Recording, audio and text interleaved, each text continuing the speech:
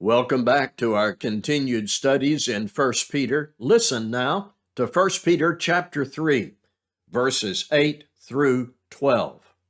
Finally, all of you have unity of mind, sympathy, brotherly love, a tender heart, and an humble mind. Do not repay evil for evil or reviling for reviling, but on the contrary, bless. For to this you were called, that you may obtain a blessing. For whoever desires to love life and see good days, let him keep his tongue from evil and his lips from speaking deceit.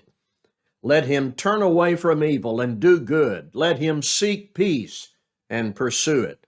For the eyes of the Lord are on the righteous, and his ears are open to their prayer. But the face of the Lord is against those who do evil. Two reminders as we continue our studies. Historical context. God is giving instruction through Peter to suffering Christians in Asia Minor, not only for their benefit, but for the benefit of those that they might be able to influence. Peter has been dealing with right conduct in various earthly relationships, Christian to government, servant to master, husband and wife. Now today, one fundamental component of good behavior is, in all our relationships, not returning evil for evil.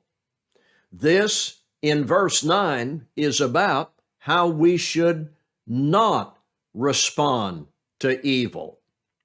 The right response to God, to people, and to evil is summarized in verse 8, and that's where we'll continue. All of you have unity of mind, sympathy, brotherly love, a tender heart, and an humble mind. Peter begins this section with what is positively good inside us, and that's attitude. This goes to the kind of mind, attitude, and demeanor we should have toward each other based on our relationship with God. Everything starts with attitude, unity, brotherly love, a tender heart, humble mind. These are attitudes that become actions, and they unite us and contribute to our refusal to engage in revenge, returning evil for evil. It might help to consider the opposites: division, no sympathy, no compassion, hatred, arrogance. Well, God isn't pleased. And relationships are destroyed when these negative qualities are present in us and when the positive qualities in verse 8 are absent. So let me read it like this. All of us need to have unity of mind, sympathy for each other, brotherly love, a tender heart, and an humble mind. All good behavior, all obedience to God, all treatment of others must be associated with and begins with these good attitudes in verse 8. And I'll say what I always say. If I love God and obey Him faithfully, and you love God and you obey Him faithfully, we are united. We're members of the same family, one body. We are people of sympathy and brotherly love with a tender heart and humble mind. And this set of godly attitudes keeps us from returning or repaying evil for evil. So that takes us to verse 9. Do not repay evil for evil or reviling for reviling, but on the contrary, bless. For to this you were called, that you may obtain a blessing. This brings up something we studied before, but takes us a step deeper. You remember back in chapter 2, we studied the example of Christ. Though he was reviled, threatened, and killed, he committed no sin, nor was any deceit found in his mouth. In fact, while being reviled, he did not revile in return. In his meek endurance of suffering, he writes the model for us to read and imitate. Part of Jesus' example is he shows us how to continue to act righteously while we are recipients of unrighteous treatment. Here in 1 Peter 3 and verse 9, we are not to return evil for evil or insult for insult. But then Peter takes us a step deeper when he says, but giving a blessing. But on the contrary, bless. You see, it's one thing to refrain from personal retaliation, but it's another thing to not only refrain from personal retaliation, but to do the opposite. On the contrary, bless. Now, get this picture. You were mistreated, you were punished or harmed without cause. As a Christian, not only are you commanded not to retaliate, but rather giving a blessing instead. So you do not punish them back, you bless them back. And when you do that, you're following not only what Jesus did, but what he said in Matthew 5:44 and 45. Pray for those who persecute you. You know what that's called? It's the law of Christ. Pray for those who persecute you. Why? For to this you were called, that you may obtain a blessing. We should want for others what we have received from God.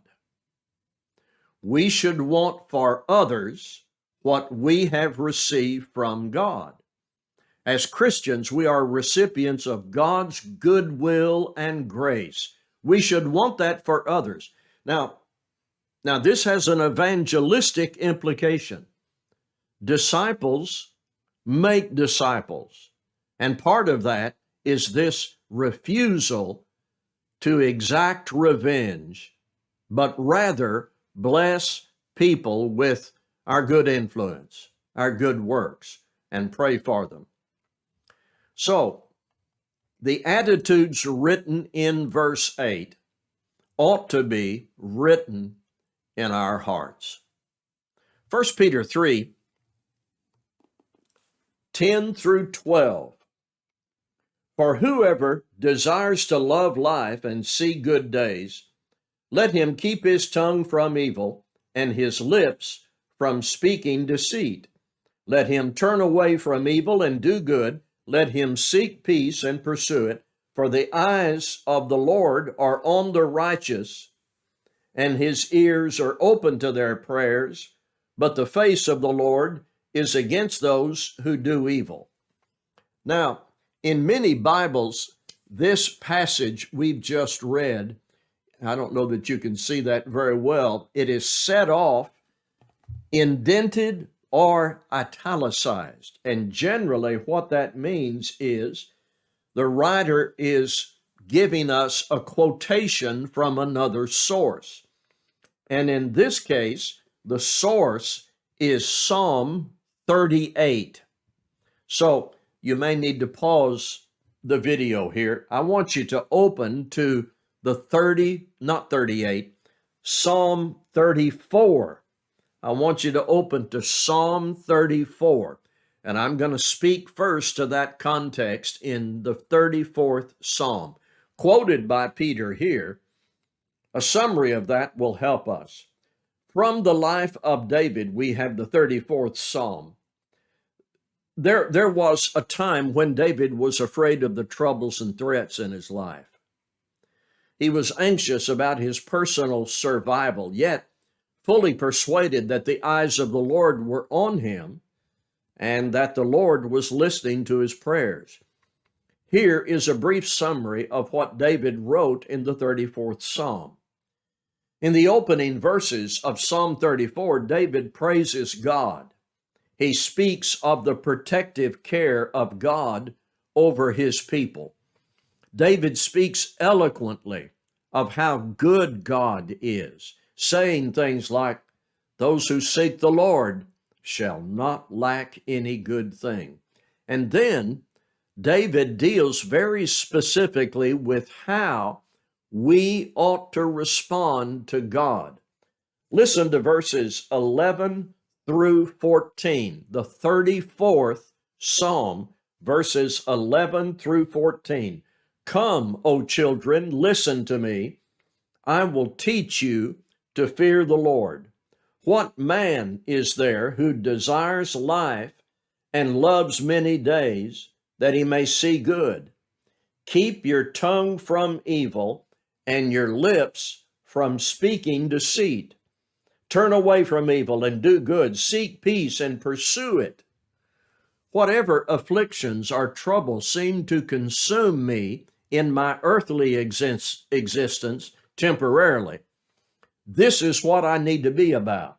This is what I need to keep doing, loving life, seeing what is good from God, controlling my tongue, departing from evil, and seeking peace." And why does this work? Just keep reading. 15 to 18. 15 to 18. "The eyes of the Lord are toward the righteous, and his ears toward their cry. The face of the Lord is against those who do evil, to cut off the memory of them from the earth. When the righteous cry for help, the Lord hears and delivers them out of all their troubles. The Lord is near to the brokenhearted and saves the crushed in spirit." This is all about who God is and his favorable response to those who have a contrite spirit. David concludes with poetic words reflecting God's redemptive care for his people. "Many are the afflictions of the righteous, but the Lord delivers him out of them all. He keeps all his bones. Not one of them is broken. Affliction will slay the wicked, and those who hate the righteous will be condemned. The Lord redeems the life of his servants. None of those who take refuge in him will be condemned." I think even without the detailed history of David's life at this time, his circumstance in the 34th Psalm is very clear.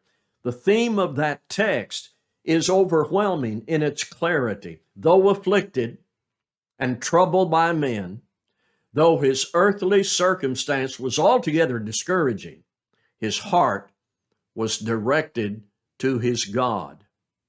His immediate existence on earth was temporarily lonely. He lived with fear. The night was dark, the path was hard, but he still knew God was with him. And he could say with confidence, "None of those who trust in him shall be condemned." So today we can read and study these writers in the book of Psalms and Peter in 1 Peter and have great personal advantage if we are centered in God. Now, bring all that in Psalm 34 over into 1 Peter 3, and you'll see it right there in verses 10 through 12. And there's good reason to believe, of course, that Peter is quoting David. I want to point out, Peter was writing to people with an experience in life similar to David. David was pursued. He was a victim of Saul's rage. David was persecuted. There is some reason to believe David wrote Psalm 34 about his experience when he was so desperate he pretended madness before Abimelech. You can read about that in 1 Samuel 21. So at any rate, David was being persecuted. He was taking fire from his enemies. He feared his own survival at times, but he maintained his basic trust in God. And we know the Christians Peter wrote to were living with persecution, victims of a fiery trial, tested by fierce opposition. One thing I learn is these are the things I need to dwell on when I'm going through difficulty here on earth, whether it be internal or external, whatever the difficulty is. When I'm under pressure, when I am a victim, when I'm weighed down by anxiety, when it seems like the world is against me, these are the things I need to concentrate on: loving life and seeing good days from God, controlling my tongue, turning away from evil, seeking peace. To avoid disabling depression, to keep myself faithful, to keep my attitude where it ought to be, these are things I need to focus on. This becomes my challenge when I'm suffering. Here in 1 Peter 3:10 through 12, referring back to the 34th Psalm. Now, let's go over some of this just briefly. Loving life and seeing good days. Lots of people say they love their life, but their life may be empty of God's will and blessings. So this is loving life because your life is centered in God. There are very specific things that keep your life centered in God. Refraining your tongue from evil. Speaking lies, insults, slander, hurtful whisperings, that'll take me away from God. My lips cannot be used for deceit or guile. I must turn away from evil. That means when I see evil, I turn away. I go the other way. I refuse to participate in it. I must do good. I must be committed to doing good as God defines doing good if I want to love life and see good days. I need to stand for the truth against error. I need to treat people right, worship God in spirit and in truth, assuming full responsibility for my family, doing good in every way God says. Seek peace and pursue it. If you want this, loving life, seeing good days, being centered in God, refrain your tongue from evil, turn yourself away from all evil, do good, and seek peace, knowing that the eyes of the Lord are on the righteous, and his ears are open to their prayers, but also knowing this. Please, knowing this, the face of the Lord is against those who do evil. Quick takeaways. If I don't have the attitudes in verse 8, I'll not be able to effectively do what the rest of the paragraph teaches. Start at verse 8. Embrace those attitudes. Take that challenge, and then you can effectively engage in everything else in this passage. Know that vengeance belongs to the Lord. He's given that assignment of punishing evildoers to government. We studied that back in chapter 2, verse 14. It is also referred to in Romans 13. Our task is to bless, to pray for our enemies. And let me say also, a study of the Old Testament story of David, accompanied by the Psalms, can be very important to us in terms of attitude and action and application. Thank you for being with us in this study.